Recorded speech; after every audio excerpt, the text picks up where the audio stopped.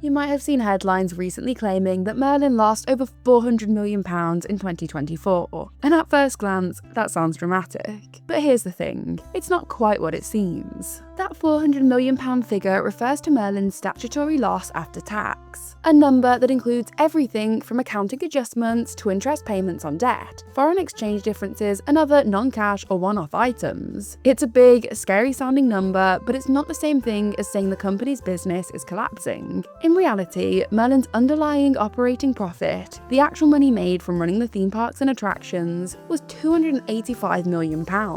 Yes, that's still down from the year before, but it's real, healthy profit from day-to-day operations. But why the big statutory loss? A major factor is non-cash accounting write-downs, including changes in the value of long-term assets and costs tied to internal restructuring. Think of it like revaluing parts of the business on paper, not money they actually lost in cash, but adjustments made for financial reporting reasons. It's a bit like saying your house went down in estimated value this year, even though you didn't sell it. And in fact, you're still making rental income every month. So while £400 million loss makes for a dramatic headline, the reality is much more nuanced. Merlin's core business is still profitable, just navigating a year of high investment, internal restructuring, and external economic pressure. In 2024, more people visited Merlin Entertainment's theme parks and attractions than ever before. Over 62.8 million guests walked through the gates of Legoland, queued up for coasters at Alton Towers and Thorpe Park, or wandered through Sea Life centres and Madame Tussauds locations around the world. That's a record and a number any entertainment company would be proud of.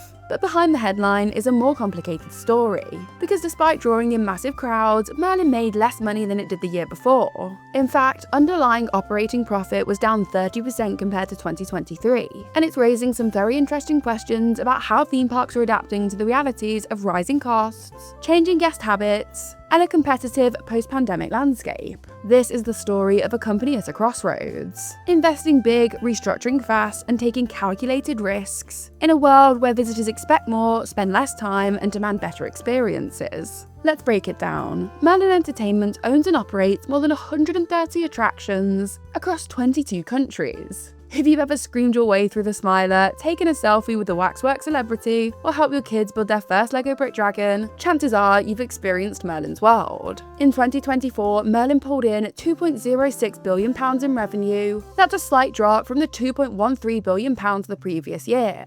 On the surface, not too worrying. But adjusted profit, that's the money Merlin makes from its operations before debt and taxes, fell from £408 million to £285 million.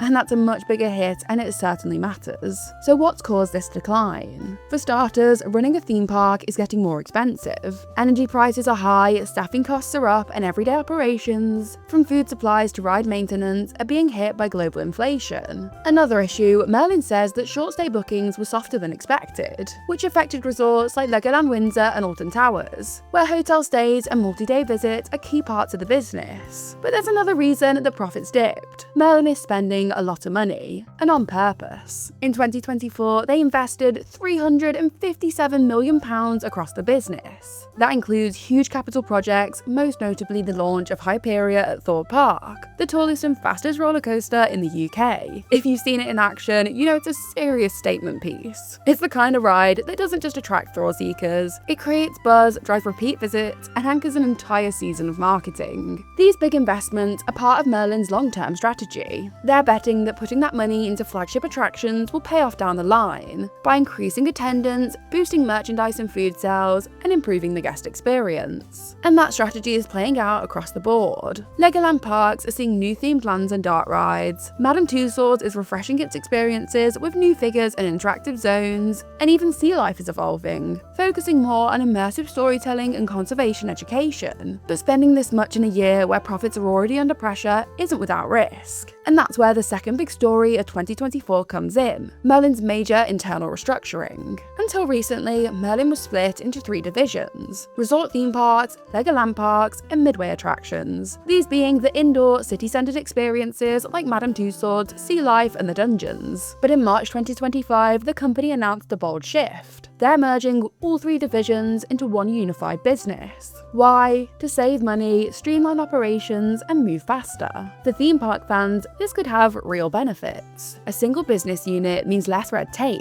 Decisions about new rides, upgrades, or digital systems could happen more efficiently. Resources can be shared across parks, making it easier to test ideas in one location and scale them to others. It also opens up the possibility for more consistent guest experiences. Say, a smoother booking process, better mobile apps, improved food and retail options. These are the kind of small but meaningful improvements that fans notice. And remember, at the same time, unifying the business gives the new CEO, Fiona Eastwood, a clearer mandate to steer the company into its next phase. She's already been a key player at Merlin for years, and this new structure puts her at the helm of a more agile, consolidated operation. But this isn't just a numbers game. It's about how Merlin competes in a rapidly evolving entertainment landscape. Today, guests expect more than just rides. They want immersive storytelling, they want experiences that they can share, and they want value, especially in a world where the cost of a theme park day out is rising fast. For Merlin, that means constantly balancing guest expectations with financial reality, and sometimes that reality means raising prices. As costs increase, ticket prices, fast-track passes, food and merchandise often go up too. It's not popular, but it's the trade-off for continued investment in new attractions. Of course, with Merlin, particularly with a focus on the parks I personally know best, that being the major theme parks in the UK, there is a strong argument, and one I personally agree with, that these parks have suffered from a lack of investment over the last decades, while prices have continued to rise at the same time. Still, Merlin's strength lies in its variety. Its parks and attractions range from sprawling outdoor resorts to compact indoor centres, which helps it weather seasonal and economic ups and downs, and its global reach is only expanding. There's growth in places like China, the UAE, and India, where family entertainment is booming. Merlin is investing heavily in these regions, building everything from new Legolands to Peppa Pig World of Play attractions. Indoor attractions are also becoming more important. Attractions that don't rely on sunshine or a smart edge. Expect to see more focus on immersive indoor spaces, IP-driven experiences, and urban locations. So where does all of this leave us, the theme park fans? Despite the drop in profit, Merlin's core message is clear. They're in this for the long haul. They're still building, still growing, and still trying to deliver unforgettable experiences. Yes, they're facing economic headwinds. Yes, the restructuring will take time to settle, but they're moving forward, and they're doing it with ambition. For theme park fans, that means new rides, refreshed lands, and perhaps even a more consistent and connected experience across the Merlin portfolio. If they get it right, the next few years could be some of the most exciting we've seen in a while. But getting it right is not a guarantee.